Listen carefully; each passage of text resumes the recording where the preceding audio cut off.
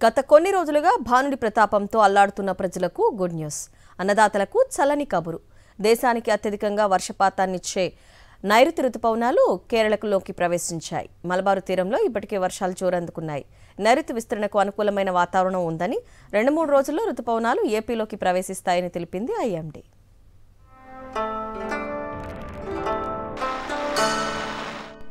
నైరుతి రుతుపవనాలు కేరళను పలకరించాయి.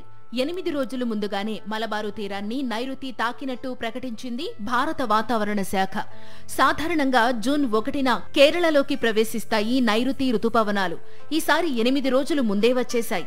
2009లో మే 23నే నైరుతి రుతుపవనాలు కేరళ తీరాన్ని తాకాయి.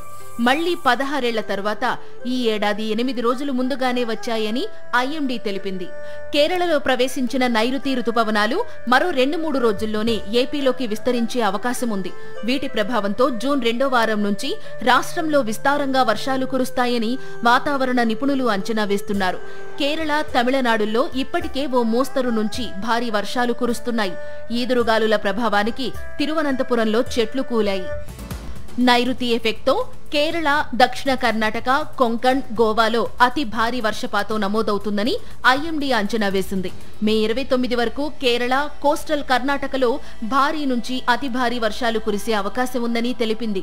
గంటకు 40 నుంచి 50 కిలోమీటర్ల వేగంతో ఈదురుగాలులు వీస్తాయని పేర్కొంది.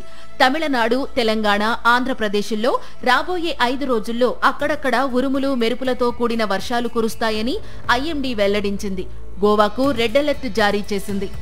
భారత ఆహార భద్రత, ఆర్థిక స్థిరత్వంలో నైరుతి రుతుపవనాలు కీలక పాత్ర పోషిస్తాయి.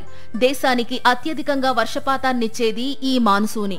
దేశవ్యాప్తంగా తాగునీరు, విద్యుత్ ఉత్పత్తికి కీలకమైన జలాశయాలను తిరిగి నింపడానికి, దేశ జీడీపీ తోడ్పాటుకు నైరుతి కురిపించే వర్షాలు చాలా ముఖ్యం. ఈసారి సాధారణం కంటే ఎక్కువ వర్షపాతం నమోదయ్యే అవకాశం ఉందని భారత వాతావరణ శాఖ అంచనా వేసింది.